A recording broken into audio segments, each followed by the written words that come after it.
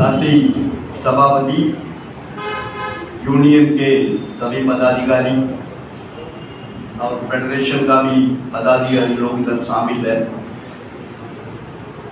और ऋषभपुर ordnance factory मजदूर union का कैडर साथियों, हमारा 507 आर्मी बेस पक्षा को भी साथी लोग हैं, तो हम सभी साथी को स्वागत कर रहा हूं।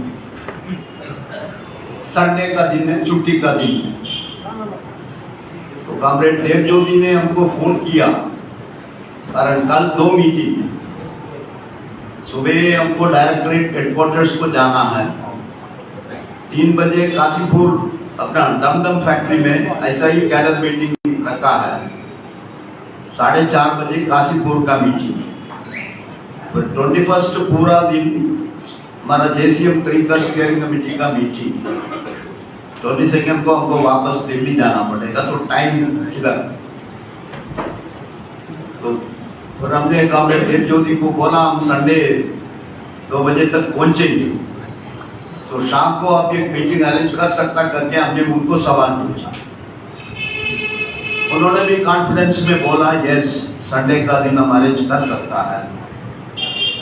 हमारा मन में भी थोड़ा डाउट था, हम गाड़ी में आने का समय भी देवज्योति को I asked this question, how many comrades Sunday they will spare their time, but आप सबको देखने के बाद अभी बैठने का जगह नहीं है, आप इतना इंटरेस्ट लेके इधर आया, आप लोग का मन में क्या क्या डाउट्स है, क्या क्या आशंका है, उसका क्लैरिफिकेशन फेडरेशन का तरफ से सुनने के लिए आप लोग आया, मुझे बहुत खुशी है। आप सबको अभिनंदन, आप सबको लाल सलाम। साथियों, सबसे पहले कुछ विषय हम क्लैरिफाई करना चाहता हूं। हम लोग का डिमांड क्या है? What was our demand? हम लोग का 2 डिमांड था। एक तो कॉर्पोरेटाइजेशन को विड्रॉ करना,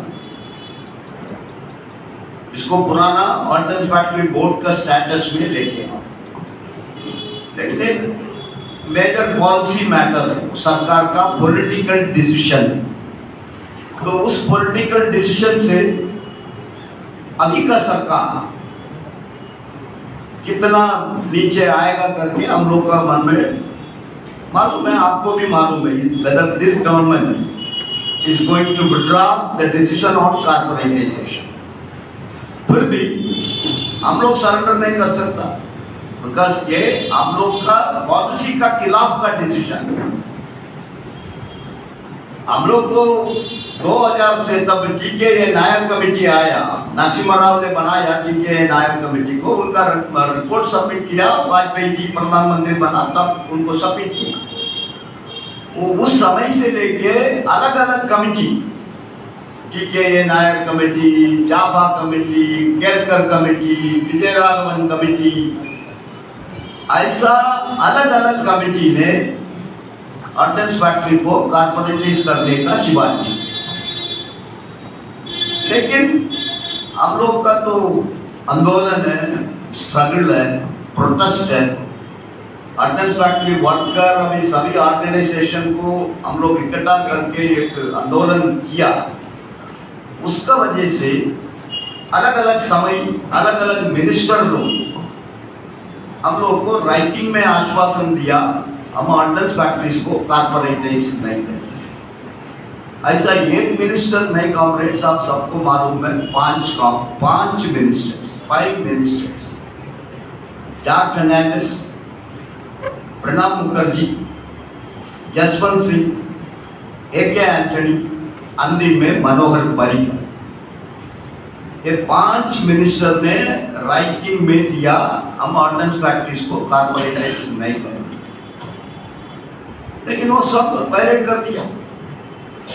कोविड-19 का परिस्थिति में हम लोग सब घर में, लॉकडाउन में, पूरा देश लॉकडाउन में, अब कोविड-19 रिलीफ का नाम पर Nirmala Sitharaman finance minister TV का सामने आके डिक्लेयर कर दिया, सरकार ने निर्णय लिया ऑर्डिनेंस फैक्ट्रीज को कॉर्पोरेटाइज करना।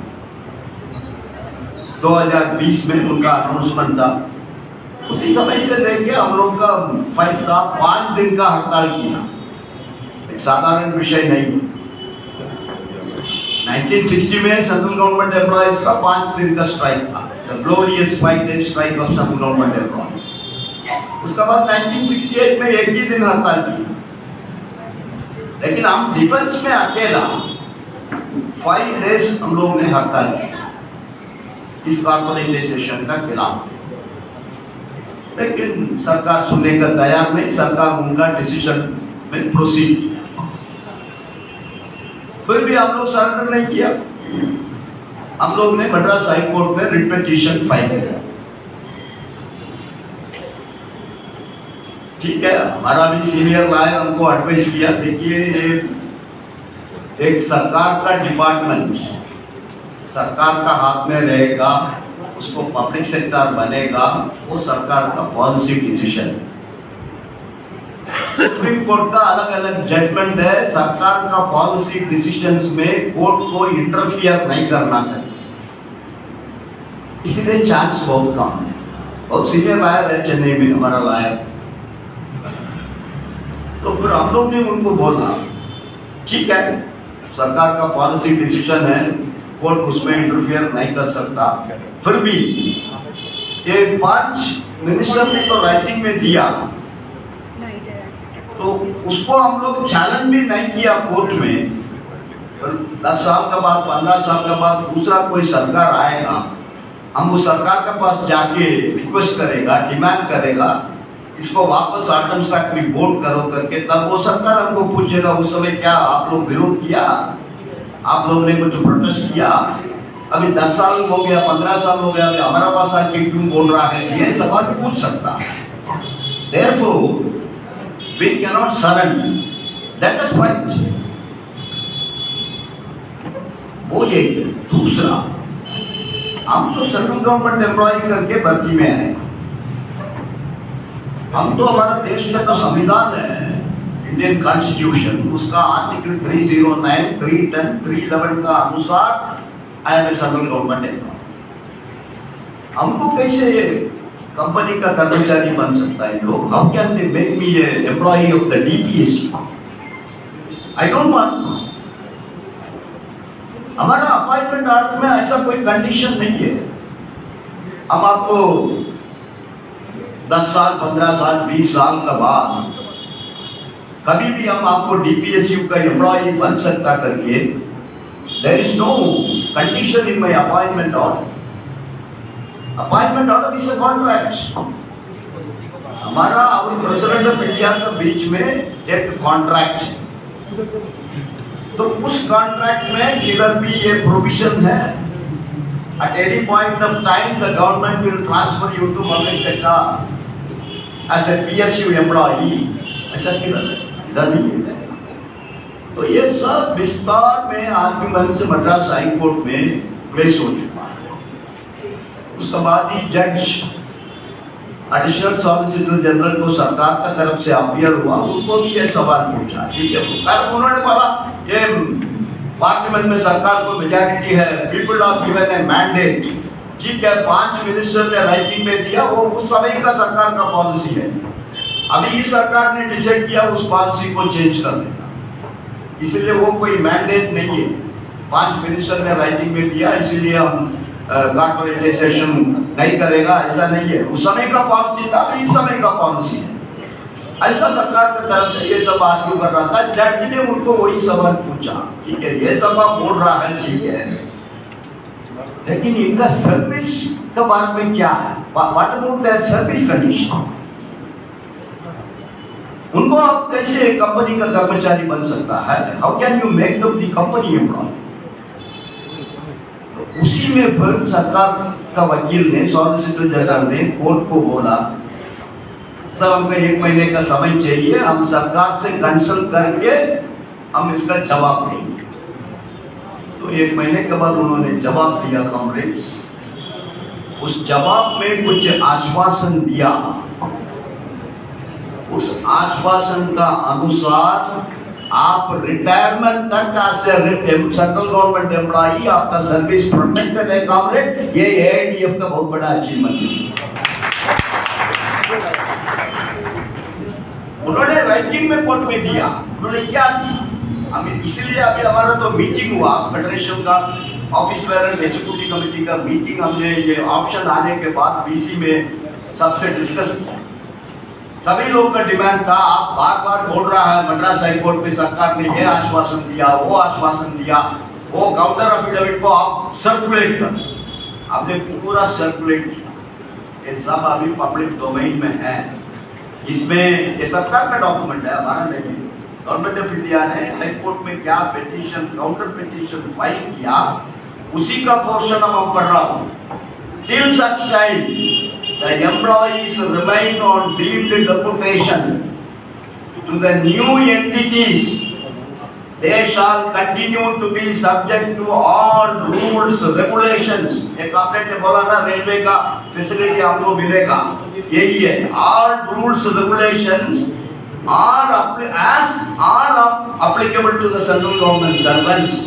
Their pay scale, allowances, leave, medical facilities, career progression and other service conditions will also continue to be governed by the external rules, regulations and orders as are applicable to the central government servants.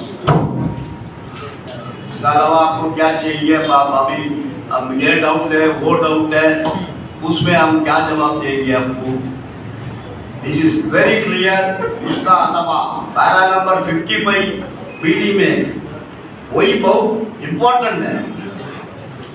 इसी company में ही आप deemed deputation में रहेगा करके उन्होंने writing में बोला। इसी कंपनी में आप किधर काम कर रहा उधर ही आपको आप डीम्ड डेपुटेशन में रखेंगे, ये भी उन्होंने राइटिंग में इस पिटीशन में दिया, वो सब इस एफिडेविट में है।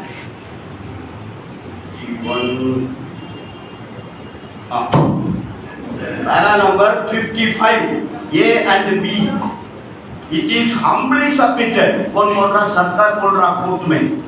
It is humbly submitted that employees will continue to be central government employees on deemed deputation to the new corporation unless they themselves opt to get permanently absorbed to those new corporations. क्या चाहिए? सरकार ने खुद बोल रहा है जब तक ये लोग डीम्ड डेपुटेशन में हैं, क्या सुविधा उनको अवेलेबल है as a central government employee, everything, medical, LTC, क्या क्या है पूरा वो आपको मिलेगा। तो हम ये जजमेंट आया 2024 में, दिस जजमेंट हैज कम इन 2024। हम 2 साल से फाइट कर रहा है, ये कोर्ट जजमेंट आप इम्प्लीमेंट करो, नोटिफिकेशन इश्यू करो, लेकिन तैयार नहीं था सरकार। हम लोगों ने कितना आंदोलन किया, एक United forum of wardens employees भी हम लोग ने बनाया, उसमें आईओएफएस ऑफिसर हिस्ट्री में फर्स्ट टाइम हम लोग के साथ मिलके मेमोरेंडम में दस्तखत किया, द फर्स्ट टाइम। इतना बड़ा यूनिटी हम लोग ने ऑर्डिनेंस फैक्ट्रीज का अंदर बनाया। सरकार ने अब्सॉर्प्शन पैकेज बनाया, वो सब आपको मालूम है। अब्सॉर्प्शन पैकेज हम लोग से डिस्कस करने के लिए 6 मीटिंग फिक्स किया, वो भी आपको मालूम है। देहरादून, कानपुर, कलकत्ता, ऊना, जबलपुर, आवड़, इन 6 प्लेसेस सभी फेडरेशंस का साथ अब्सॉर्प्शन पैकेज डिस्कस करने का मीटिंग सरकार ने फिक्स किया। यूनाइटेड फोरम ऑफ एम्प्लॉइज ने, ऑर्डिनेंस एम्प्लॉइज ने डिसाइड किया हम एक भी मीटिंग अटेंड नहीं करेंगे। नॉट ओनली एआईडीएफ, बीपीएमएस और सिड्रा, इन तीनों का अलावा भी 2 एसोसिएशन है, एक एनडीए एनजीओ एसोसिएशन है, एक जेडब्ल्यूएम एसोसिएशन भी है, वो सिड्रा का पार्ट नहीं है। उन 2 एसोसिएशन का लीडरशिप में भी हम लोग बातचीत करके उनको भी यूएफओई का अंदर लेके आए। आईओएफएस एसोसिएशन भी यूएफओई का अंदर आया। आईएनडीडब्ल्यूएफ नहीं था, कारण आपको मालूम है उन्होंने कॉर्पोरेटाइजेशन को पब्लिकली सपोर्ट किया, नॉट ओनली सपोर्ट किया, उन्होंने पैकेज मांगा था। उन्होंने सरकार को बोला हमको अच्छा पैकेज दे दो, हम कंपनी में आने। लेकिन बाद में उन लोगों को भी समझ में आया, इसीलिए उन लोग भी पैकेज मीटिंग को नहीं की। They also have not gone for the absorption package meeting। सरकार को टोटल फेलियर हो गया, तो सरकार के पास तो कोई ऑप्शन नहीं है, बाकी तीनों मीटिंग डिसमेंटल कर दिया। Only 3 meetings have taken place, बाकी 3 meetings को डिसॉल्व कर दिया, no more meetings। फिर हम लोग ने चिट्ठी लिखा, बाबा ये हाईकोर्ट का आपका कमिटमेंट है, इस कमिटमेंट को हाईकोर्ट ने एक्सेप्ट किया, उनका जजमेंट में भी ये सब लिखा है, then why you are not publishing notification? नहीं किया। उसका बाद फिर नेशनल काउंसिल जेसीएम मीटिंग का इंटीमेशन आया, उसमें हम लोग ने एजेंडा डाला, इस इश्यू को डिस्कस करना पड़ेगा। तो 11th में कैबिनेट से 7, 8, 9 हम लोग का अधिवेशन था देहरादून में, बीच में 10 तारीख संडे था, उधर प्रस्ताव भी पास किया हम लोग इस जजमेंट का अनुसार नोटिफिकेशन पब्लिश करो करके। 11 तारीख मीटिंग कैबिनेट सेक्रेटरी का चेयरमैन इस पॉइंट रेज किया, वो सब मिनट्स में है, कौन रेज किया वो भी आपको मालूम है।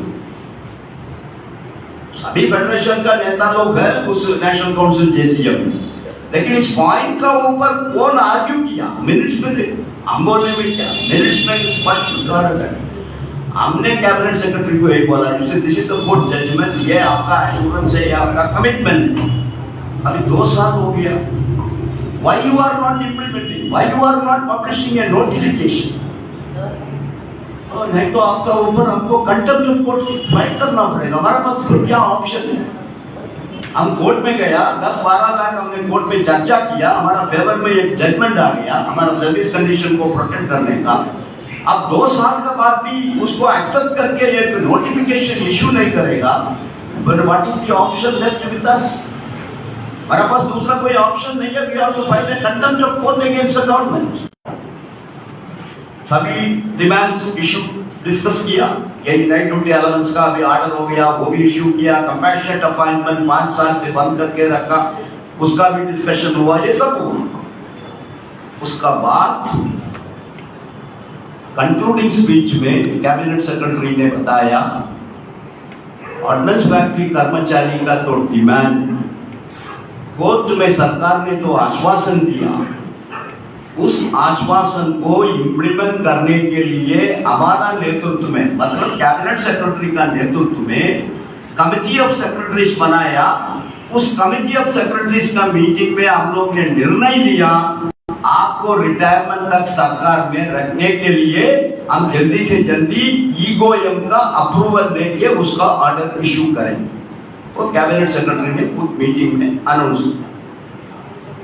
मीटिंग हो गया, मीटिंग के बाद बाहर आया, कैबिनेट सेक्रेटरी आपको मालूम है वो तमिलनाडु का है, तमिलनाडु आईएएस कैडर है, उधर फाइनेंस सेक्रेटरी सब था। तो हम बाहर आने का समय नीचे आके सब ग्रुप फोटो लेना था, तो हम फिर उनसे तमिल में ही पूछा, साहब आपका ऊपर हम विश्वास कर सकता है? बोला क्या डाउट है आपको? हमने बोला डाउट इसलिए आ रहा है 45 साल ट्रेड बोला no, I have given a statement, that means I have discussed with the government। हम सरकार से बात करने के बाद ही ये डिसीजन आपको लिया, that means प्रधानमंत्री, होम मिनिस्टर, डिफेंस मिनिस्टर सब इसमें बाकी है, तो आप क्यों डाउट कर रहा है? बोल ठीक है, तो विश्वास तो है। वो कम था डीओपीटी एंड पेंशन डिपार्टमेंट का मिनिस्टर, उसका अलावा लेबर मिनिस्टर, लॉ डिपार्टमेंट का मिनिस्टर, हेल्थ मिनिस्ट्री का सेक्रेटरी, ये सब लोग इसमें हैं। तो सभी का डिस्कस होके 15 जून को ऑर्डिनेंस फैक्ट्री कर्मचारी का भविष्य को निर्णय करने का ये ऐतिहासिक ऑर्डर सरकार ने इश्यू किया। आपका यूनाइटेड स्ट्रगल का 12वें साल, only because of the united struggle of the ordnance factory and all। ठीक है, सरकार के पास पार्लियामेंट है, मेजॉरिटी है, लेकिन जजमेंट हो सकता है दूसरा तरीके से। लेकिन एक दफा जजमेंट होने के बाद इसके खिलाफ में सरकार अपील भी नहीं किया। जो गलत काम सरकार ने किया तो they should have gone on appeal, appeal नहीं गया ना, 2 साल हो गया। तो इम्प्लीमेंट करने का अलावा इनका पास क्या रास्ता है? There is no other option than to implement the court judgement. तो वन पार्ट इज ओवर। आपका एक major central government department into a public sector undertaking.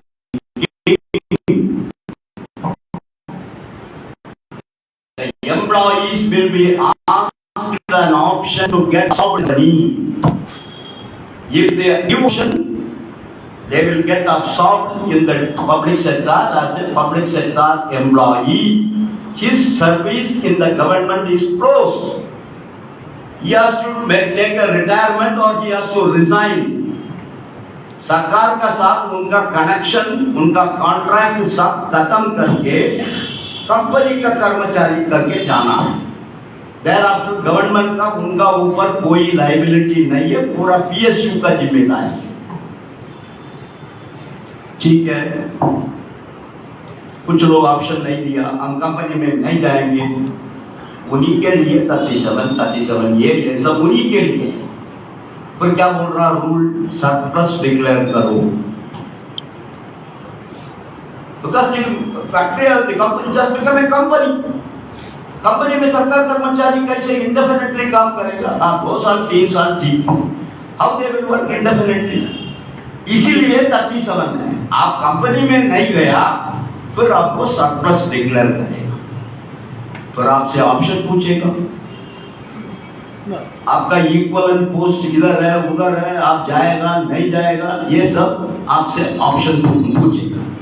आपका नाम सरप्लस सेल में ट्रांसफर हो जाएगा। लेकिन वो कानून आपको कैसे अप्लीकेबल होगा? कारण आपने कोर्ट केस जीत गया, सरकार ने खुद राइटिंग में दिया, और जब तक उनका इच्छा है वो ड्यूटी डेपुटेशन में उसी कंपनी में रह सकता, बोला नहीं बोला। तो इसलिए 37 के बारे में हम लोगों को ज्यादा सोचने का कोई जरूरत नहीं। 37 will come into picture only if this court judgment is not there. ये एश्योरेंस सरकार ने नहीं दिया, तो 37 will definitely come। लेकिन अभी 37 कैसे करेगा? इसलिए कॉमरेड्स, गवर्नमेंट का पास भी दूसरा कोई ऑप्शन नहीं है। सरकार ये बोल सकता है यही 37 है, यही 37 ये है, आपको कंपनी में जाएगा तो कंपनी में रहेगा, नहीं तो हम आपको सरप्लस डिक्लेयर करेगा, जिधर आपका इक्वलेंट पोस्ट है उधर आप जा सकता है। लेकिन आप लोग के केस में government can not do that. Government is in a fix because government themselves have given a commitment in the case of All India Defence Employees Federation, which we subsequently reflected in the judgment. इसलिए हमको एक आदमी को भी surplus declare नहीं कर सकता, यही तो बोल रहा है ना। आप रिटायरमेंट तक खुद नहीं रहेगा, तो फिर उसमें क्या डाउट है? फिर सवाल आना है हमारा बेनिफिट्स, वो भी सरकार ने बोल दिया ना। जब तक आप सरकार कर्मचारी है, व्हाटएवर एक्सटर्नल रूल्स, और विस्तार में क्यों बताएंगे? आपको बताने में आपको तकलीफ हो जाएगा, उसमें ये मिस हो गया फिर तो आपको प्रॉब्लम में आएगा। कुछ लोग बोलता साहब स्पेसिफिकली एनटीसी लिखो, मेडिकल लिखो, ये लिखो, वो लिखो, ठीक है लिख दिया, भाई द वे ये छोड़ दिया, पर 50 साल फाइट करना पड़ेगा ना उसके लिए। इसलिए वो सब झंझट में क्यों फंसेंगे? All rule regulations are applicable, बस हो गया। कुछ वायलेट होगा तो पकड़ो उसको, बिना मतलब का प्रॉब्लम में भी आवश्यक शुड नॉट गेट एंटैंगल्ड। ये डालो वो डालो, क्यों डालेंगे? They have told very clearly all rules, all regulations, all orders, all service conditions. तो आपको क्या चाहिए? Why should we break our head? Why should we ask government ये डालो वो डालो? There is no requirement, everything is perfectly clear, उसमें कोई एम्बिग्यूटी नहीं। फिर 2 सवाल है, प्रमोशन और ट्रांसफर। पूरा हिंदुस्तान में यही सवाल था। तो हम मीटिंग में आए इसलिए अब हमको डायरेक्टली पूछ रहा है, नहीं तो डेली टेलीफोन में यही सवाल है, व्हाट्सएप पे यही सवाल है। Promotion as far as we are concerned, AITF का एकदम क्लियर परसेप्शन है, व्यू है हमारा। कोई माइंड में एज ए जनरल सेक्रेटरी और as a federation there is no ambiguity in our mind, because career progression का मतलब वो भी उसमें भी कुछ लोग कैरियर प्रोग्रेशन मतलब MSC, it is not promotion. ऐसा कौन सा लैंग्वेज में लिखा है? कैरियर मतलब क्या? आपका सर्विस में आप एडवांस करता है, प्रोग्रेस होता है, वो प्रमोशन है। तो आपका प्रमोशन का रूल क्या है? Your promotions are given in sanction strength. अभी लोग बोलते हैं कंपनी को सैंक्शन स्ट्रेंथ 400 है, 500 है, वो तो कंपनी के लिए। Are you going to the company? आप कंपनी नहीं जा रहा है, हाँ कोई कंपनी में जाएगा, सैंक्शन स्ट्रेंथ उतना ही, लेकिन आपका स्ट्रेंथ तो हम खत्म करेगा करके सरकार किधर बोलेगा तो हम कंडक्ट कोर्ट फाइल करेगा ना, because they have given assurance. 15 जून चिट्ठी में भी ईओएम का डिसीजन में है इनका कैरियर प्रोग्रेशन प्रोटेक्टेड। हमारा कैरियर प्रोग्रेशन क्या बेसिस पे होता है? हमारा सैंक्शन स्ट्रेंथ के मुताबिक होता है। तो उस सैंक्शन स्ट्रेंथ में खत्म करेगा फिर तो हम कंटेम्प्ट फाइल नहीं करेगा उनका ऊपर। हम फेडरेशन बंद नहीं कर रहा है ना, फेडरेशन तो आज भी रहेगा, 50 साल का बाद भी फेडरेशन रहेगा। वो तो ठीक है, हमारा लीडरशिप का समय नहीं आएगा, 10 साल का बाद आ रहा है, उस समय भी फेडरेशन तो रहेगा, नेतृत्व तो रहेगा, ये डॉक्यूमेंट फेडरेशन ऑफिस में तो रहेगा, तो उसमें हमको डरने का क्या है? So that also as far as we are concern, we are very clear. हमारा प्रमोशन तो 1/10/2021 में तुमने हमको कॉर्पोरेटाइज किया, उस समय एक कैटेगरी को क्या सैंक्शन स्ट्रेंथ है, उस स्ट्रेंथ का मुताबिक हमारा प्रमोशन, हमारा रिटायरमेंट तक कंटिन्यू करना है। नहीं करेगा, कर सकता है सरकार, कुछ भी कर सकता है, लेकिन वो तो कंटेम्प्ट हो जाएगा ना फिर उनका। सो उसमें भी कोई चिंता करने का जरूरत नहीं, करने का जरूरत नहीं। फिर आ गया ट्रांसफर, हमको ट्रांसफर मिलेगा नहीं मिलेगा, क्यों नहीं मिलेगा? ट्रांसफर भी एक रूल एंड रेगुलेशन है ना। Transfer also is a rule and regulation of central government employ. DOPNT का विस्तार ऑर्डर है, कंपैशनेट अपार्टमेंट ट्रांसफर कैसे करना, पब्लिक इंटरेस्ट ट्रांसफर कैसे करना, म्यूचुअल ट्रांसफर कैसे करना, हस्बैंड एंड वाइफ का ट्रांसफर कैसे करना, ये सब तो नियम है ना। So all rules and regulations are applicable to you. Then why are you worried? हमारा ट्रांसफर नहीं आएगा, क्यों नहीं आएगा? Who will stop you from applying your transfer? Nobody can stop. कैसे stop करेगा? Nobody is going to stop. So therefore ये सब हम लोग डरने का कोई कारण नहीं। And they have given a commitment. We have to simply wait and watch. हम क्यों उसको एजुकेट करें? अब वो ट्रांसफर करेगा नहीं करेगा, ये सब हम क्यों पूछेंगे? When we are clear in our mind, why should we go and ask the government? कोई जरूरत नहीं, उसको क्यों हम एजुकेट करेगा? उन्होंने खुद बोल दिया, और जजमेंट में भी है, ईओएम का डिसीजन में ही all rules and regulation will be applicable to them. हम लोगों को क्या चिंता है? Why should we break about that? Why should we worry about that? कोई जरूरत नहीं गवर्नमेंट। तो ट्रांसफर भी ट्रांसफर ऑर्डर का अनुसार आपका ट्रांसफर आज कैसे हो रहा है ऐसा ही चले, क्यों नहीं चलेगा? That is the decision, government का डिसीजन है ना। उसमें बोला नहीं यही फैसिलिटी मिलेगा, ट्रांसफर का रूल आपको एप्लीकेबल नहीं, ऐसा लिखा नहीं लिखा था। Then why should we ourselves go and tell all these things, negative things? कभी नेगेटिव थिंग्स सरकार का सामने लेके नहीं जाना, तब आएगा तब देखेंगे ना। We are here, no union is there, federation is there, हमारा देश अभी भी डेमोक्रेटिक कंट्री है, court is there, we will not fight it, we will definitely fight it out. इसलिए उसमें कोई आपको चिंता करने का जरूरत नहीं। तो क्या सवाल? अब why option, why option means ये तो रूल है, तो कोर्ट में उन्होंने खुद बोला, हम उनसे ऑप्शन पूछेंगे, ऑप्शन तो पूछना पड़ेगा ना। ऑप्शन तो पूछना पड़ेगा। अब कोर्ट में भी वही बोला, आप उनसे ऑप्शन पूछेंगे तो फिर हम सबके लिए कोर्ट बोल रहा है, तो इसके लिए भी कोर्ट है ना, तो ऑप्शन देने में आपको क्या तकलीफ है?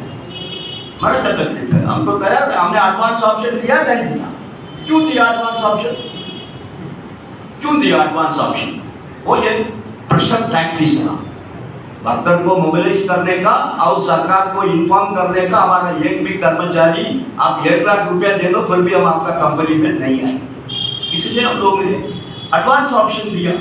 इसलिए ऑप्शन का कोई प्रॉब्लम नहीं है, ऑप्शन देने में कोई झंझट नहीं है।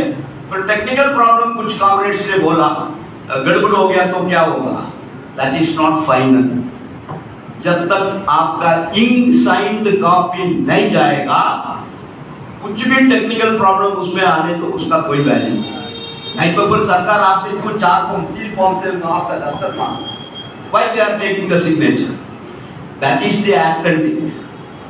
कारण ऑनलाइन में कुछ भी गड़बड़ हो सकता है, तो सरकार को भी मालूम है। इसलिए सरकार ने बोला ये सब प्रोसेस कंप्लीट होने के बाद प्रिंट आउट निकालो, ब्लू इंक में साइन करो, 3 कॉपी साइन करो, एक आप रखो आपका पर्सनल फाइल में, एक आपका सर्विस कार्ड में जाएगा, 1 will go to government of India. कारण गवर्नमेंट ऑफ इंडिया को बाद में नोटिफाई करना पड़ेगा। The following employees have opted to remain in central government service till their retirement करके सबका नाम कॉर्पोरेशन वाइज पब्लिश करना। So that is why your signature is more valid। ये ऑनलाइन में कुछ गड़बड़ हो गया, गलती, जब तक आप साइन नहीं करेगा ऑनलाइन का कोई वैल्यू। ऐसा हम लोग पहले ही बताया, हम लोग को भी मालूम है ना, आजकल इतना साइबर क्राइम होता है, आर्टिफिशियल इंटेलिजेंस में कुछ भी हो सकता है हमारा देश में। तो that is why we have told option form should be manual, physical, hard copy. Computer खराब हो गया कल, somebody has hijacked the computer, हम क्या करें? तो therefore कंप्यूटर में सिस्टम में कुछ भी गड़बड़ 99% गड़बड़ होने का संभावना नहीं है। ऐसा होगा तो भी your ink signed copy is the final top. So उसी में आपको केयरफुल रहना है। Whenever the printout is taken, you should sign in blue ink in 3 copies। Nodal officer उन्होंने बनाया, उस नोडल ऑफिसर का दस्तखत सील भी उसमें रहेगा। You have to keep it safe. You have to, हम हमारा आवड़ी में यूनियन का मीटिंग में हमने ये भी बोला, सभी वर्कर से ये कॉपी एक्स्ट्रा लेके यूनियन ऑफिस में भी रखो। कारण हमारा भी एम्प्लॉइज कुछ लोग ऐसा है, they don't keep the document safe, इधर छोड़ता उधर छोड़ता, फिर 5 साल का बाद आके हमारा मिसिंग है। आजकल होता है ना, जीपीएफ स्टेटमेंट मिसिंग या अपॉइंटमेंट ऑर्डर मिसिंग, ये सब होता है। So therefore we have told at least our members, अपना एआईडीएफ यूनियन का कितना भी मेंबर्स है उनसे और एक प्रिंट आउट निकाल के, नहीं तो वो ऑफिसर का साइन होने के बाद उसका एक फोटोकॉपी निकाल के अपना ऑफिस में भी ये ऑप्शन का एक फाइल ओपन करके रखने में भविष्य में 10 साल का बाद, 15 साल का बाद कभी भी जरूरत पड़ेगा, that will be useful for us. ठीक है। और कॉर्पोरेट ने बोला 6 आइटम पीआईएस में, आप क्या सर्टिफाई कर रहा है, कितना आइटम है, उसी के लिए है। और पीआईएस इज नॉट परमानेंट।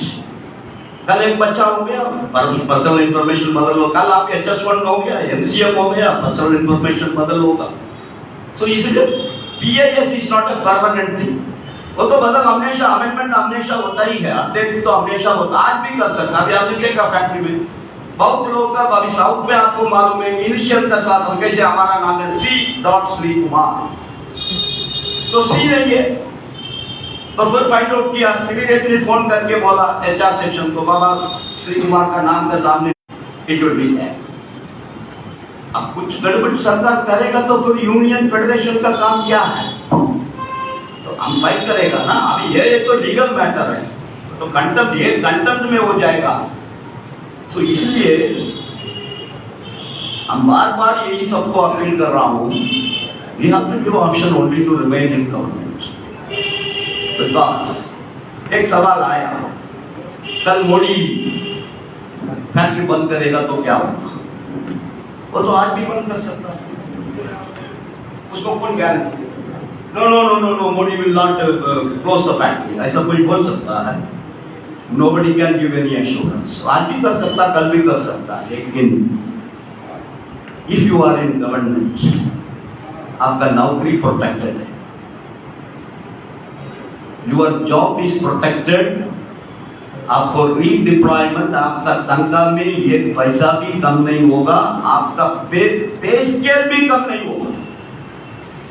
मान लिया हम लेवल 6 में हैं, लेवल 2 में कलकत्ता में रेलवे में हमको वैकेंसी मिल गया, हम उधर चले गए, दैट एमसीएम का पे स्केल हम होल्ड कर रहा है ना, हमारा रिटायरमेंट तक हम वही पे स्केल में रहे। इतना प्रोटेक्शन 1954 से ही एआईडीएफ ने फाइट करके रखा है, लेकिन पब्लिक सेक्टर कंपनी में आज अभी तक रीडिप्लॉयमेंट का, अल्टरनेटिव नौकरी देने का कोई संविधान हमारा देश में नहीं। बंद हो गया, बंद हो गया, आपको घर जाना पड़ेगा, दूसरा कोई ऑप्शन। आपका सेटलमेंट कुछ ग्रेजुटी रिजुटी मिल रहा है तो वो मिलेगा, लेकिन there is no guarantee for employment. तो फिर हम when my job, after all हम लोग सब सरकार का नौकरी में क्यों आए? जॉब परमानेंसी, प्राइवेट में वो जॉब परमानेंसी नहीं है, पब्लिक सेक्टर में परमानेंसी है, लेकिन बंद हो गया तो फिर अल्टरनेटिव नौकरी का provision. The company is closed, you are finished.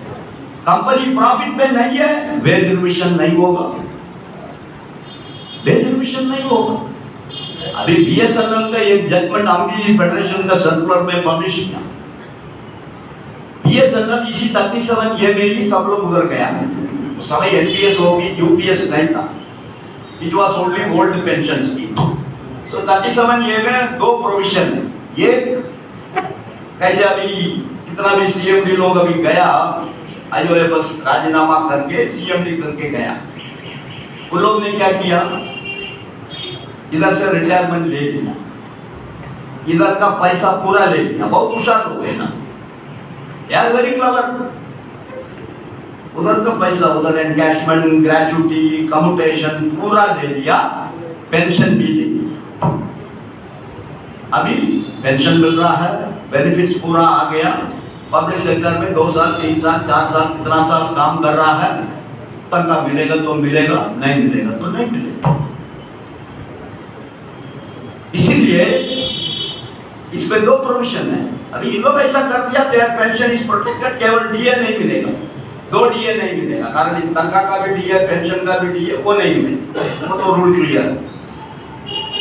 लेकिन बीएसएनएल वर्कर ने क्या किया, प्रो रेटा पेंशन ये है, मतलब हम रिटायरमेंट में जा रहा बाबा, गवर्नमेंट के साथ हमारा पूरा हम क्लोज कर रहा हूँ, उधर हमको कितना पैसा है पूरा दे दो, उधर का रिटायरमेंट का समय उधर से क्या मिलेगा हम मंजूर लेकर के इन लोग चले। लेकिन बीएसएनएल एम्प्लॉई ऐसा नहीं, कारण उनको बहुत साल सर्विस था, उस समय सब यंग लोग था 2000 में।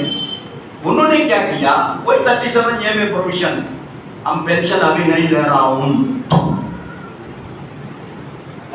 आई am going to the public sector, I am going on absorption with the condition, central government में आपने कितना सर्विस किया, वो सर्विस को लेके हम पब्लिक सेक्टर में जा रहा है। फिर पब्लिक सेक्टर में कितना साल सर्विस किया, गवर्नमेंट में कितना साल सर्विस किया, दोनों ऐड करके रिटायरमेंट का समय पेंशन गवर्नमेंट ऑफ इंडिया में जिम्मेदारी। बहुत माइन्यूटली आपको सुनना पड़ेगा, सेंट्रल गवर्नमेंट का जिम्मेदारी, लेकिन उसके लिए सेंट्रल गवर्नमेंट एक अलग पेंशन फंड क्रिएट करेगा। ये पढ़ने में आपको समझ में आएगा, ठीक है। हमारा तो 3 लाख का ऊपर बीएसएनएल ऑफिसर कोई नहीं गया। यदि आप देखो आईपीएस, हमारा आईओएफएस है, उनका भी ऑफिसर है, यूपीएससी का थ्रू आता है, उनका नाम है आईटीएस, इंडियन टेलीकॉम सर्विस। एक ऑफिसर भी अब्सॉर्प्शन में नहीं गया। Even now they are central government employees on deemed deputation with BSNL, एक आदमी नहीं। हमारे लोग पूरा चले गया, कारण उस समय एक ही कंपनी था BSNL। नोबडी थॉट जियो आएगा, वोडाफोन आएगा, टाटा आएगा, एयरटेल आएगा, कंपटीशन बढ़ेगा, सरकार BSNL को खत्म करेगा। उनको मालूम नहीं था। ये तो ठीक है, हम BSNL एक ही कंपनी है, हम पूरा प्रॉफिट कमाएगा, 5 साल में एक दफा हमारा टंका बदल होगा, वो सब उनका कैलकुलेशन था, हम गलत नहीं है, कारण उस समय तो वही एक ही कंपनी था। लेकिन अभी क्या परिस्थिति, 85,000 BSNL employees have gone on voluntary retirement. It is not voluntary retirement, it is compulsory retirement. उनको जबरदस्ती बोला घर जाओ। अभी तक उनका टर्मिनल बेनिफिट सेटल नहीं। उन लोग 2000 में पब्लिक सेक्टर एम्प्लॉय हो गए। 96 में 5th पे कमीशन का बेनिफिट उन लोगों को मिला। फिर आ गया 6th पे कमीशन। सेंट्रल गवर्नमेंट एम्प्लॉयज को 1/1/2006 से 6 पे कमीशन का बेनिफिट मिल गया। उनको पे कमीशन का बेनिफिट नहीं मिलेगा, because they are not central government employees. फिर उनका वेज रिविजन हो गया 1/1/2007 से, 1 साल का बाद। ठीक है, उसका बाद फिर आपको आ गया 7th पे कमीशन फ्रॉम 1/1/2016। उनको 1/1/2017 से PRC बोलता है, ऐसे हम लोग CPC सेंट्रल पे कमीशन बोलता, उनको बोलता PRC पे रिविजन कमीशन। उनका PRC नहीं बैठा। 2007 का बाद आज तक टिल टुडे BSNL एम्प्लॉइज का तनख्वाह में कोई परिवर्तन नहीं हुआ, बदल नहीं हुआ। 2007 में क्या रिविजन हुआ, वही पेंशन। उन लोग अभी भी 80 उम्र हो गया, 90 उम्र हो गया। 6th पे कमीशन का बाद तो 1/1/2007 में उनका PRC हुआ, पे रिविजन कमिटी, उसी का पेंशन आज भी मिलता है। ठीक है, एम्प्लॉइज ने हड़ताल किया, डेमोन्स्ट्रेशन किया, झगड़ा चल रहा है उनका। पेंशनर लोग क्या करेगा, ज्यादा पेंशनर लोग ही है। 2 लाख का ऊपर पेंशनर है, 80,000 कर्मचारी है। तो ये 2 लाख लोग क्या किया, प्रिंसिपल बेंच कैब में लिया केस फाइल। उनका आर्ग्यूमेंट क्या था, रूल 37A में माई पेंशन का जिम्मेदारी सरकार है, government is responsible for my pension.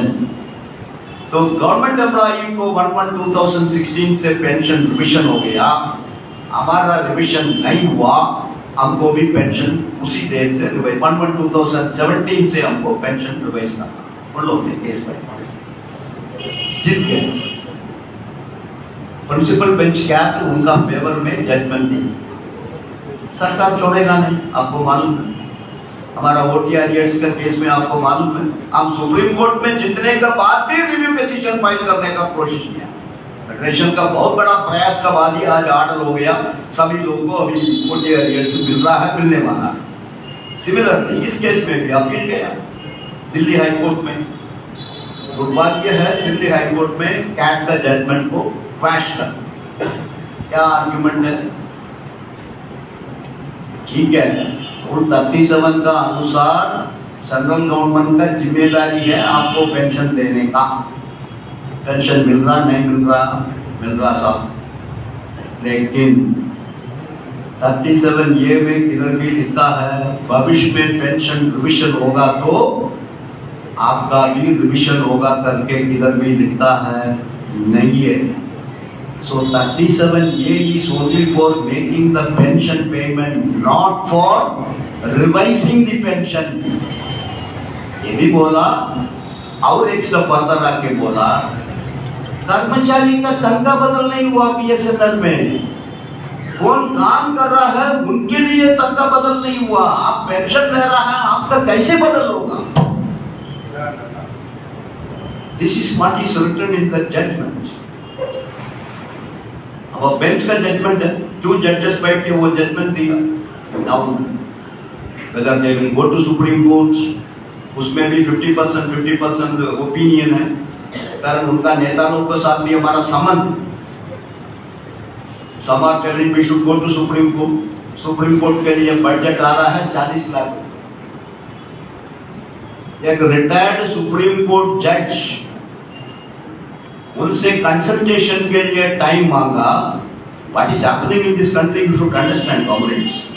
एक रिटायर्ड सुप्रीम कोर्ट जज का साथ उन लोग ने कंसल्टेशन के लिए समय मांगा। You know what is the charge? 8 lakh rupees only for consultation.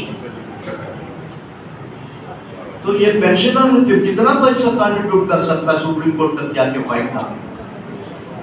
So therefore comrades, remaining in government, 1 रुपया कम भी मिलने दो, नो प्रॉब्लम, लेकिन कम का सवाल ही नहीं है। अब तो 8वां पे कमीशन आएगा तो आएगा ना, ठीक है। हमने 69,000 डिमांड किया, 3.833 फिटमेंट फैक्टर डिमांड किया, 6% इंक्रीमेंट डिमांड किया, वो सब तो ठीक है, उतना तो नहीं देगा, कारण अल्टीमेटली पे कमीशन सब नाटक है। अब निर्मला सीतारामन जी और मोदी जी क्या डिसाइड करेगा वही पे कमीशन का रिपोर्ट में आएगा, तो हम सबको मालूम है। लेकिन something will come, no, some wage revision has to come. तो वो बेनिफिट पब्लिक सेक्टर कर्मचारी को क्यों मिलेगा? नहीं मिलेगा। फिर आज हमारा तो एनपीएस कर्मचारी है वही तो ज्यादा लोग हैं, कम से कम 39,000 आउट ऑफ 61,000 आज तो है स्ट्रेंथ में, 39,000 आर एनपीएस एम्प्लॉयज। उनका ये सब 37A में कोई मतलब नहीं। 37A is only for those who are under the old pension scheme, CCS pension rule में कोटा उन्हीं के लिए। लेकिन our new comrades, they are not in NPS। जब तक आप सेंट्रल गवर्नमेंट में हैं, you have got a right, आपको एक अधिकार है, आपको पुराना पेंशन चाहिए करके फाइट करने का। Because that pension, non-contributory pension, is only for central government employees. Public sector, private sector के लिए वो सब नहीं। तो आप गवर्नमेंट में रहेगा, the demand will continue। ये सरकार भी बदल कर सकता है, नहीं तो दूसरा कोई सरकार आके कर रहा है ना। अरे कांग्रेस गवर्नमेंट इंप्लीमेंट किया बहुत स्टेट में, वही स्टेट में वो वापस आ गया, दोबारा ओल्ड पेंशन स्कीम को लागू कर दिया। राजस्थान में लागू किया, हिमाचल में लागू किया, मध्य प्रदेश में लागू किया, छत्तीसगढ़ में लागू किया। अब वेस्ट बंगाल में अभी तक तो ओल्ड पेंशन ही चल रहा है, कोई सरकार एनपीएस इंप्लीमेंट नहीं किया। लेकिन अभी जिस सरकार आ गया, इन्होंने क्या करेगा हम लोग को मालूम है। त्रिपुरा में जब तक वामपंथी था ओल्ड पेंशन था, लेकिन अभी सरकार बदल हो गया, उधर एनपीएस चालू कर दिया। तो वो सब है, लेकिन आप तो फाइट कर सकता है ना, you have got every right to fight. Fight करके ही एनपीएस का अंदर इतना परिवर्तन we have brought. Family pension का सुविधा किधर था, अभी फैमिली पेंशन हो गया। ग्रेजुटी का सुविधा किधर था, ग्रेजुटी हो गया। अभी अलग अलग डेट में हम लोग ओपीएस में आ गया ना। 22/12/2003 का पहले कितना भी नोटिफिकेशन हुआ वो सब तो पुराना पेंशन में आ गया। अभी हम फाइट कर रहा है 20 मार्च 2003 में सरकार ने तो 7,300 वैकेंसी सैंक्शन किया, उसको नोटिफिकेशन ट्रीट करके ओल्ड पेंशन देना है। 2 जजमेंट ऑलरेडी हो चुका है उसका फेवर है। पोस्टल डिपार्टमेंट में कैट में जीत गया एर्नाकुलम में, सरकार केरला हाईकोर्ट में गया, केरला हाईकोर्ट भी सरकार का अपील को डिसमिस किया। हमारा भी डिफेंस का कॉमरेड्स इलाहाबाद कैट और प्रिंसिपल बेंच कैट में जीत गया, ठीक है, सरकार ने अपील गया। हम भी चेन्नई में केस फाइल कर दिया, हम भी केस फाइल कर दिया। तो वो सब सुविधा आपको सरकार में रहेगा तो ही मिलेगा ना। अभी कंपैशनेट अपॉइंटमेंट का भी आ गया। 31/12/2003 का पहले कौन एप्लीकेशन दिया कंपैशनेट अपॉइंटमेंट के लिए, उनका पूरा ओल्ड पेंशन आ गया। So all these facilities, comrades, if you remain in government only, you will get it. आप सरकार छोड़ के कंपनी में जाएगा, there is no guarantee। उसका अलावा दूसरा टेक्निकल प्रॉब्लम क्या है? अभी सरकार कर्मचारी है, अपना यूनियन है, फाइट कर रहा है। अब उनके लिए कौन फाइट करेगा? कंपनी बोलेगा वो तो तुम्हारा मेंबर नहीं बाबा, they are not your members, you are recognised for representing defence civilian employees, public sector employees are not defence civilian employees, उसको सीएसडी कैंटीन तक नहीं मिले, that is only for defence civilian employees. Public sector HAL को मिल रहा है CSD, BL को मिल रहा है सीएसडी, बेमन को मिल रहा, भारत एयरपोर्ट्स लिमिटेड को मिल रहा, नहीं मिलेगा। तो ये सब इश्यूज हैं, these are all the issues, and that is why comrade, our federation has taken a very right decision. All of us should opt only to remain in government service, because we are recruited as government employee, we have got every right to retire as a central government employee. And we should opt only for that. गलत काम नहीं करना। अब जबरदस्ती कुछ लोग अभी बोल रहा है हम सर्कल में जाना चाहता हूँ, सर्कल में जाएगा तो हमारा घर के सामने हमको पोस्टिंग मिलेगा। ये भी कुछ लोग हमको ही फोन करके बोलता साहब वो भी प्रोविजन रखो, हम बोला हम नहीं रखेगा। हम कैसे रखेगा? हम उसके खिलाफ में कोर्ट में फाइट किया, हमने जीत गया, सरकार से फाइट किया, हमारा फेवर में एक ऑर्डर आ गया, अभी आप बोल रहा है सरप्लस का भी प्रोविजन उसमें रखो। I am sorry, I will not do that. हम क्यों करेंगे वो? हमको ट्रांसफर चाहिए, हम अप्लाई करेगा, हम कभी भी अप्लाई करेगा, उसमें क्या प्रॉब्लम है? और एक सवाल इधर आया, अभी सितंबर में हमारा रिटायरमेंट है, हम क्यों ऑप्शन देंगे? आप ऑप्शन दे दो, क्या प्रॉब्लम है? आपको क्या तकलीफ? एक रिकॉर्ड में रहेगा ना, डीम्ड डेपुटेशन तो है, मार्च तक आपका डीम्ड डेपुटेशन है, लेकिन आपको 3 महीने का समय दिया ऑप्शन देने का। सितंबर में ठीक है, ऑप्शन नहीं देगा तो भी वो सेंट्रल गवर्नमेंट में ही रिटायर होगा, कारण 3 महीने तक समय है ना। 3 महीने तक आप ऑप्शन नहीं दिया फिर आप deemed to be public sector employee, वही तो रूल है। तो आप नहीं देगा तो भी कोई प्रॉब्लम नहीं, देगा वो भी कोई problem, there is no problem. कारण आपको 15 अक्टूबर तक time is up to 15 October. तो 15 अक्टूबर का बीच में कोई भी रिटायरमेंट में जा रहा है, वो तो ऑलरेडी गवर्नमेंट एम्प्लॉय है, यार ऑलरेडी गवर्नमेंट एम्प्लॉय, वो 15 भी ऑप्शन दे सकता है। 15 to 5 बजे तक उनको समय है, तो that is not a problem. देगा तो भी प्रॉब्लम नहीं, नहीं देगा तो भी प्रॉब्लम नहीं, बट इट इज बेटर। कारण ये मैसेज सरकार को जाएगा। अभी सरकार डेली बेसिस में मांग रहा है, कितना लोग कंपनी को ऑप्शन दिया, कितना लोग सरकार में रहने का ऑप्शन दिया ऑन डेली बेसिस। अभी हमारा तो खबर है 10-12 लोग, कुछ लोग कंपनी में जाने का ऑप्शन दिया, 10-12 लोग, बाकी कोई नहीं दिया। तो कितना लोग दिया वो सब सरकार में ही। सो देयरफॉर कॉम्रेड्स, हम लोग का मन में कोई आशंका करने का कोई जरूरत नहीं है। Absolutely there is no reason. ऐसा कोई गड़बड़ कर सकता, हम ये नहीं बोल सकते सरकार की तरफ से हम आश्वासन आपको कैसे दे सकता, हम सरकार का खिलाफ में फाइट करने वाला नहीं से सरकार की तरफ से हम आपको आश्वासन कैसे दे सकता। लेकिन सरकार गड़बड़ करेगा, सरकार कोई गलत काम करेगा, federation will not leave, federation will fight and it will amount to contempt of courts। तो सरकार के पास कोई ऑप्शन नहीं है। आपको क्या आश्वासन दिया, उस आश्वासन को इम्प्लीमेंट करने का अलावा there is no other way out for the government. Okay, और ऑप्शन लो कुछ वो तो है, हमारे पास ही है वो ऑप्शन।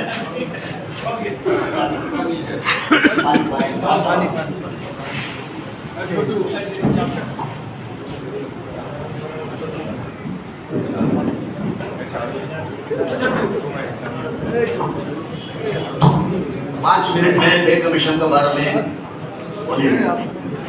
पे कमीशन का मेमोरेंडम आप लोगों ने क्या सबमिट किया, आप सबका सामने है। हाईलाइट्स ने पब्लिश किया, पूरा मेमोरेंडम भी पब्लिश किया। एआईडीएफ ने अलग भी 2-3 मेमोरेंडम हमारे कैडर रिलेटेड इश्यूज को वो भी सबमिट किया। अब मीटिंग अभी बहुत पेंशनर्स पर बैठा है, कल भी एक पेंशनर का मीटिंग हमने अटेंड करके इधर आया। अब पेंशनर का और ओपीएस का टर्म्स ऑफ रेफरेंस में नहीं, that you should understand. NPS UPS खत्म करके ओल्ड पेंशन स्कीम को रेस्टोर करना हम लोग ने टर्म्स ऑफ रेफरेंस दिया, उसी में है। और ये 69 लाख पेंशनर है, फैमिली पेंशनर है, उनका भी पेंशन एम्प्लॉइज का बराबर रिवाइज होना है, या हम लोग का टर्म्स ऑफ रेफरेंस में है, लेकिन सरकार का टर्म्स ऑफ रेफरेंस में नहीं है। तो हम लोग ने, हमारा तो ड्राफ्टिंग कमेटी में जो डिस्कशन हुआ, ड्राफ्टिंग कमेटी में मेंबर है कॉमरेड रेड्डी भी है, हमारा फेडरेशन में 2 लोग हम लोग हैं उस ड्राफ्टिंग कमेटी में। तो डिस्कशन में अलग अलग ओपिनियन आया, टर्म्स ऑफ रेफरेंस में नहीं है, हम कैसे हमारा मेमोरेंडम में रखेगा, वो लोग एक्सेप्ट नहीं करेगा। Then finally we have decided, no question of उनका टर्म्स ऑफ रेफरेंस में है नहीं है, हमको क्या लेना देना, हमारा demand, our demand is NPS and UPS should be abolished and old pension should be restored. Similarly, हमारा तो ये 69 लाख पेंशनर है, उनका भी pension from 1/1/2026 whatever fitment factor you are giving to the employees, same benefit should be given to the pensioner also. तो ये सब हम लोग ने बनाया, मेमोरेंडम में हम लोग ने सबमिट कर दिया, फिर ओरल एविडेंस के लिए बुलाया। ओरल एविडेंस में पे कमीशन का तरफ से ये ऑब्जेक्शन आया, बाकी सब हम लोग बताया, मिनिमम पे, फिटमेंट फैक्टर, इंक्रीमेंट, सर्विस में 5 प्रमोशन होना चाहिए, वाइल ऑन प्रमोशन 2 इंक्रीमेंट होना चाहिए। अभी टेक्निकल में एलडीसी खत्म कर दिया, इसलिए हम लोग ने बोला सभी पोस्ट में एलडीसी का सुविधा होना चाहिए। उस पोस्ट का क्वालिफिकेशन हमारा पास है, उसको डिपार्टमेंटल कैंडिडेट का कोटा में हमको जाने का सुविधा चाहिए, वो सब है, मेमोरेंडम आपको पढ़ना है। पेंशन मैटर में उन्होंने ऑब्जेक्शन किया, these 2 issues you can not discuss, ये हमारे टर्म्स ऑफ रेफरेंस में नहीं। लेकिन हम लोग ने बोला जस्टिस मैडम है, सुप्रीम कोर्ट का जज है, चेयरपर्सन, तो बोलो मैडम आपको सुनना पड़ेगा ना, आप सिफारिश करेगा नहीं करेगा वो बात का सवाल है, लेकिन we are representing the employees, इसको एनपीएस है वो कितना तकलीफ फेस कर रहा है हम लोग को मालूम है। अब पेंशनर है तो मेजॉरिटी पेंशनर का एज है 70 का ऊपर है, तो कितना दिन जिंदा रहेगा दुनिया में, तो उनको 5 साल 10 साल कितना भी अभी दुनिया में रहेगा, उनको कैसे पे कमीशन इग्नोर कर सकता है? And you are telling that we should not be their voice because terms of reference is not there, because sorry you have to listen. बोला ठीक है अब बोलो, तो हम लोग मिनिमम सैलरी 5 फैमिली का यूनिट हम लोग रेकमेंड किया, हस्बैंड वाइफ 2 चिल्ड्रन और 2 पेरेंट्स, इसको मिलके हम लोग 5 यूनिट रखा है। कारण इसका अलग अलग फार्मूला है, टाइम नहीं है उतना विस्तार में हमको बोलने के लिए। 5 यूनिट, तो उस 5 यूनिट का रिक्वायरमेंट का अनुसार 69,000 मिनिमम पे हम लोगों ने प्रपोज किया। उसमें टेक्नोलॉजिकल एक्सपेंडिचर, ऑनलाइन वाईफाई का एक्सपेंडिचर, एंड्रॉइड फोन का एक्सपेंडिचर, वो सब उसमें इंक्लूड है। तो ऐसा है तो फिर पेंशन कितना होना चाहिए? तो 67% होना चाहिए, it can not be 50%, because pension also is fixed on what? 50% of the pay, and pay is calculated with the 3 units. When we are demanding pay should be calculated with the 5 units, but pension में भी परिवर्तन होना चाहिए। It cannot be 50% of the last basic pay, it should be 67% of the last basic pay, and family pension cannot be 30%, it should be 50%. तो उसका भी scientific justification वगैरह memorandum में रखा है, आपको पढ़ने में समझ में आएगा। और कम्यूटेशन का भी हम लोग ने कैलकुलेट करके उनका सामने रखा है। 10 years यू आर रिकवरी, आप हमको कितना पैसा दिया, वो पैसा आप 10 साल से हमसे रिकवरी कर रहा है, ठीक है। कैलकुलेशन में इधर उधर कुछ गड़बड़ हो सकता है, 11 साल में हमको रिस्टोर करो। तो केरला गवर्नमेंट 12 साल से वापस दे रहा है, गुजरात गवर्नमेंट 13 years में वापस दे रहा है, तो आप सेंट्रल गवर्नमेंट है, आपको सबके लिए मॉडल है, तो 11 साल से कम्यूटेशन का वैल्यू को आपको वापस करना है। फिर अभी 80 उम्र का बाद ही 20 साल पेंशन मिलता है, वो भी 81 होना चाहिए, 80 में नहीं मिलेगा। इवन तो गौहाटी हाई कोर्ट में जजमेंट दिया, उसका बाद की सरकार बोला नहीं, 81 का बाद ही आपको 20% हम देगा। कितना लोगों को मिलता है?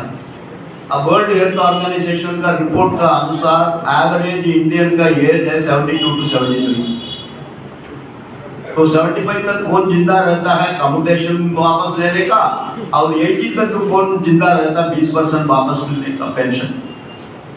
तो इसलिए we have told, parliamentary standing committee ने रेकमेंड किया every 5 years 5% increase should B.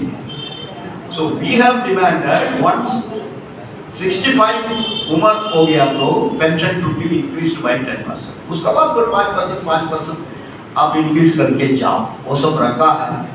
Pensioner के लिए एलटीसी डिमांड भी रखा है, पेंशनर के लिए हाउस रेंट अलाउंस का डिमांड भी रखा है, पेंशनर के लिए 100% कैशलेस ट्रीटमेंट का सुविधा गारंटी। मल्टी स्पेशलिटी हॉस्पिटल्स में आजकल सीनियर पेंशनर्स कितना तकलीफ फेस कर रहा है, वो सब निकालना है।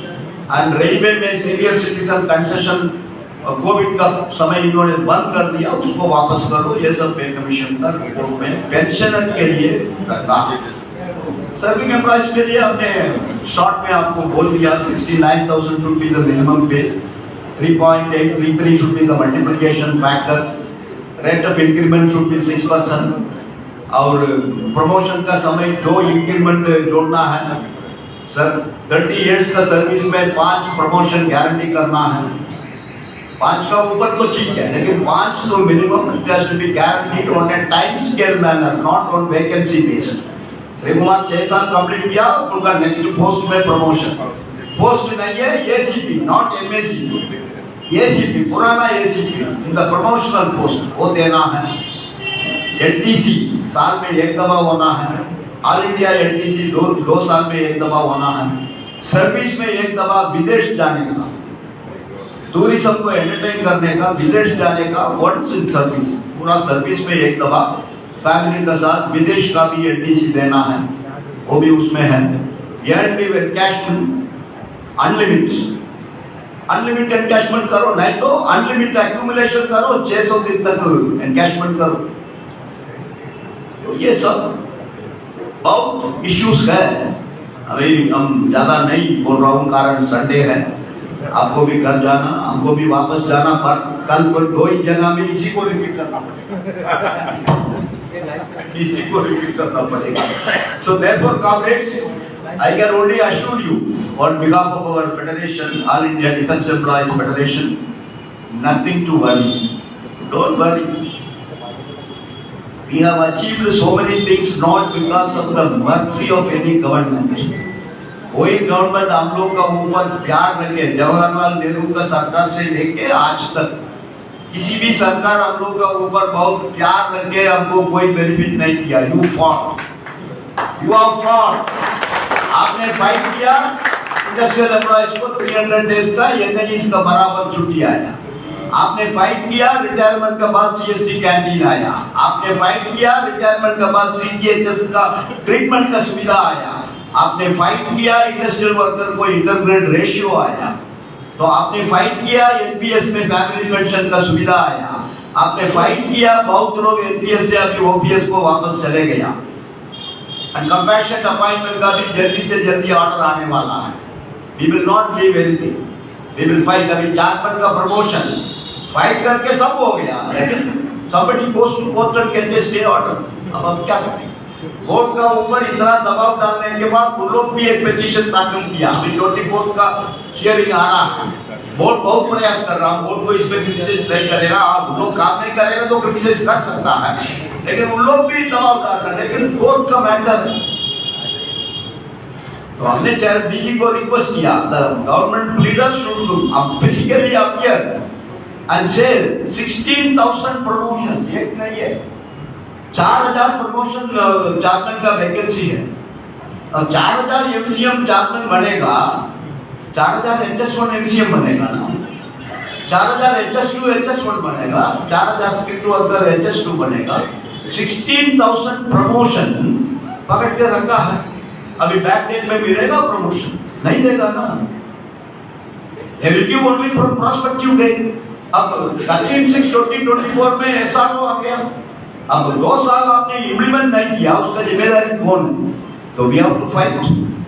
He will not leave। इतना लोग रिटायरमेंट में गया, उन सबको नोशन, उनका पेंशन में 10 रुपया मिलेगा, तो उसके लिए फाइट करेंगे। अभी तो 9 to 12 का ऑर्डर आ गया, जनरली बैक डेट से नहीं देता, लेकिन रेलवे को कौन सा डेट में दिया, उसी डेट से हम लोग को भी देना करके फाइट करके आपको भी 4/7/2022 से 43,600 बेसिस में एनडीए का उसी दिन से आरईएस भी मिलेगा। लेकिन we are not happy with that. हमारा तो सुप्रीम कोर्ट का जजमेंट एक्चुअल बेसिक पे में 9 to 12 पेमेंट करना है, तो उसी के लिए हमको फाइट करना पड़ेगा। सो देयरफॉर कॉमरेड्स, ये सब फाइट करने के लिए देखिए आपको ताकत चाहिए। अभी नया लेबर कोड आज कम, 2 मिनट बोल के समाप्त कर रहा हूँ। न्यू लेबर कोड आज कम, 51% membership should be there to recognise a union. सरकार का उद्देश्य क्या है? एक भी यूनियन को रिकॉग्निशन नहीं दे, एंड फैसिलिटीज रिकॉग्नाइज यूनियन को ही मिलेगा। वो भी लिखा उसमें क्या क्या फैसिलिटी रिकॉग्नाइज यूनियन को देना है। तो 51 नहीं तो किसको 20% मिल रहा है उसको रिकॉग्निशन नहीं होगा। एक नेगोशिएटिंग काउंसिल सरकार बनेगा, उस काउंसिल में 20% का अनुसार ये रिप्रेजेंटेटिव को नॉमिनेट कर सकता। अब पार्टी है तो 2 लोगों को नॉमिनेट कर सकता, बस। उस काउंसिल को क्या पावर है, क्या अधिकार है, किसी को नहीं मालूम। बस कमेटी चुनाव नहीं होगा, जिसको 51% मिल रहा है वही पूरा बस कमेटी को नॉमिनेट करेगा, कैंटीन मैनेजिंग कमेटी को नॉमिनेट करेगा, सेंट्रल सेफ्टी कमेटी को नॉमिनेट करेगा, वही सब करेगा।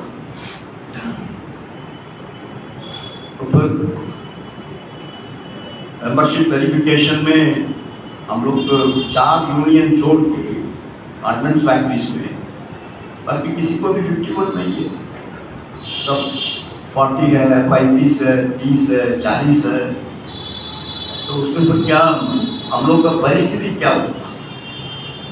सो कॉमरेड्स, ठीक है, फाइट करता है, अचीव करता है, बहुत बेनिफिट्स हम लोग को धीरे धीरे आ रहा है, वो सब ठीक है, लेकिन वो सब आपको मिलने के लिए if your organization is weak, if your organization is not having the desired membership, then how to fight? How to fight? Government will ignore you. Therefore, comrades, आप लोग सब यूनियन का कैडर लोग हैं, आज से प्रिपरेशन चालू करिए। वो कभी भी आएगा, 8 मई से इम्प्लीमेंटेड। पुराना कोई कानून अभी नहीं है, everything has gone. No trade union act, no IT act, no factory act, nothing is there. Everything is cancelled by the government. अभी सब नया कानून है, तो वो नया कानून 8 मई से लागू हो गया। So therefore any time whenever the membership verification comes, our AIDF unions all over the country, wherever they are functioning, they all should ensure that our union gets more than 51% membership and we are the sole bargaining agent। उस situation लेके आने के लिए हम लोग को सब प्रयास करना है, हम लोग को सब काम करना है। Ultimately, our strength and our unity only will achieve our demands and rights. Thank you, comrades.